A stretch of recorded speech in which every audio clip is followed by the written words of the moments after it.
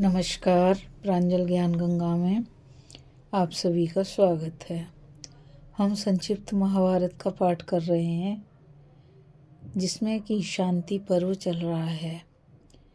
आगे हमने कथा में धर्म की प्रधानता बतलाने के लिए एक ब्राह्मण और कुंडधार मेघ की कथा को पढ़ा था। अब हम आगे कथा में पापी धर्मात्मा विरक्त और मुक्त होने के कारण तथा मोक्ष के साधनों का वर्णन की कथा को पढ़ेंगे। राजा युधिष्ठिर ने पूछा, पितामह, मनुष्य पापी किस प्रकार हो जाता है? धर्म में किस प्रकार प्रवृत्त होता है? उसे वैराग्य कैसे होता है और वह मोक्ष किस उपाय से प्राप्त करता है? भीष्म जी बोले, राजन, तुम्हें सब धर्मों का पता है, तो भी धर्म मर्यादा की स्थिति के लिए मुझसे प्रश्न कर रहे हो। अच्छा, तुम आरंभ से ही मोक्ष, वैराग्य, पाप और धर्म के विषय में सुनो। मनुष्य विषयों को ठीक ठीक जानने के लिए उनमें इच्छापूर्वक प्रवृत्त होता है। इससे जिस विषय में उसका राग होता है, उसे पाने के लिए वह बहुत से काम करता है। वह अपने प्रिय रूप और गंधादि का बार बार सेवन करना चाहता है। इससे उसका उनमें राग हो जाता है और फिर उस पर क्रमशः द्वेष, लोभ और मोह का भी अधिकार हो जाता है। इस प्रकार लोभ, मोह एवं राग द्वेष से ग्रस्त होकर उसकी बुद्धि धर्म में प्रवृत्त नहीं होती। वह केवल कपट से ही धर्म का आचरण करता है और कपट से ही धन कमाना चाहता है। इस प्रकार बुद्धि की कपट में प्रवृत्ति हो जाने से उसकी पाप में ही रुचि हो जाती है। फिर तो यदि उसे कोई सगे संबंधी पाप करने से रोकते हैं तो वह शास्त्र के प्रमाण देकर उन्हें युक्ति युक्त उत्तर देने लगता है। राग और मोह के कारण उसका 3 प्रकार का अधर्म बढ़ता है। वह पाप का चिंतन करता है, पाप ही बोलता है और पाप ही करता है। साधु जनों को तो उसके दोष दिखाई देते हैं, परंतु जो वैसे ही आचरण वाले होते हैं वे उसके मित्र बन जाते हैं। उसे तो इस लोक में ही सुख नहीं मिलता, परलोक की तो बात ही क्या है।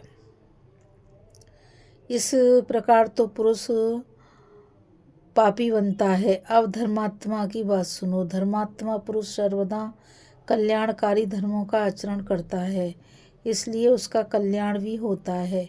वह कल्याणप्रद धर्म के द्वारा उत्तम गति प्राप्त करता है।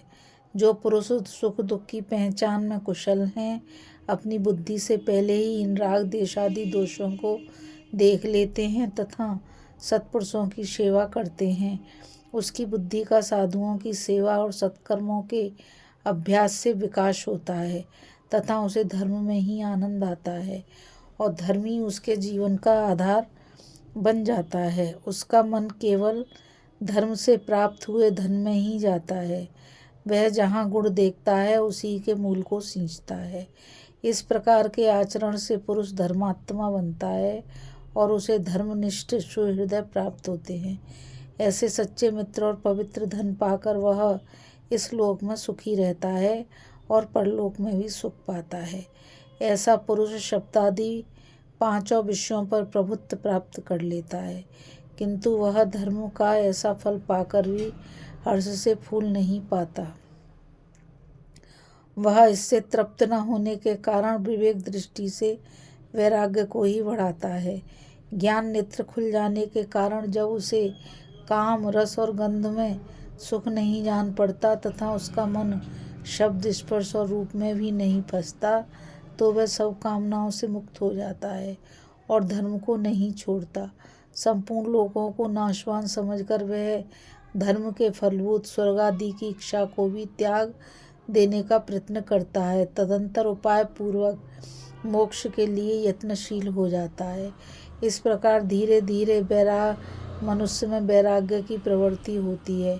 इससे वह पाप करना छोड़कर धर्मात्मा बन जाता है और फिर मोक्ष भी प्राप्त कर लेता है। भरतश्रेष्ठ, तुमने मुझसे पाप, धर्म, वैराग्य और मोक्ष के विषय में प्रश्न किया था, सो मैंने तुम्हें उनका स्वरूप समझा दिया। अतः तुम सब प्रकार की परिस्थितियों में धर्म का ही आचरण करना, क्योंकि जो लोग धर्म में डटे रहते हैं उन्हें सदा रहने वाली परम सिद्धि प्राप्त होती है। राजा युधिष्ठिर ने पूछा,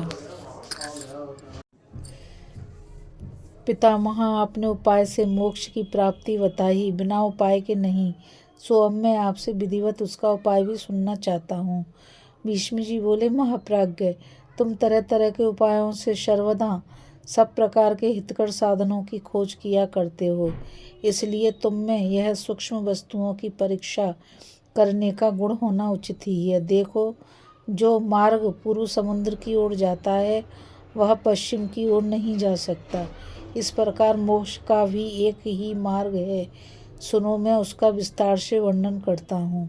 मुमुक्षु पुरुष को चाहिए कि क्षमा से क्रोध का, संकल्प से त्याग, कामनाओं का, भगवत ध्यान आदि सात्विक गुणों के सेवन से निद्रा का, अप्रमाद से भय का, आत्मा के चिंतन से श्वास प्रश्वास का, तथा धैर्य से इच्छा, देश और काम का नाश करे। भ्रम, मोह और संशय रूप आवरण का शास्त्र के अभ्यास से तथा लक्ष्य की विस्मृति और चित्त का अन्य विषयों में चला जाना, इन दोनों दोषों का ज्ञान अभ्यास से दमन करे।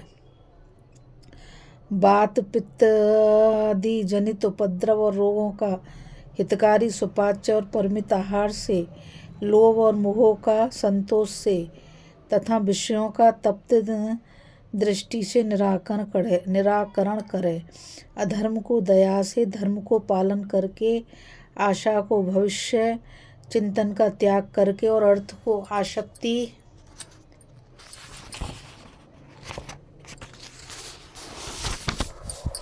के त्याग से जीतें। वस्तुओं की अनित्यता का चिंतन करके, स्नेह का योगाभ्यास के द्वारा, शुद्धा का करुणा के द्वारा, अभिमान का और संतोष से तृष्णा का त्याग करें। तंद्रा को खड़ा होकर तर्क वितर्क को, निश्चय द्वारा बहुभाषण को, मौन द्वारा और भय को शूरवीरता के द्वारा काबू में करें।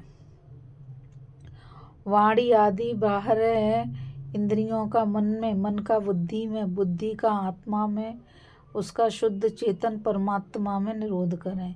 इस प्रकार मनुष्य को शांत और पवित्र कर्मा होकर इस परमात्म पद का ज्ञान प्राप्त करना चाहिए। इसके लिए वह काम, क्रोध, लोभ, भय और निद्रा, इन 5 दोषों को छोड़कर वाणी का संयम रखते हुए योगाभ्यास करें। ध्यान, अध्ययन, दान, सत्य, लज्जा, नम्रता, क्षमा, शौच, आहार शुद्धि और इंद्रिय संयम, इन सब के द्वारा मनुष्य का तेज बढ़ता है और उसका पाप नष्ट हो जाता है। उसके संकल्प सिद्ध होने लगते हैं और हृदय में विज्ञान का आविर्भाव हो जाता है।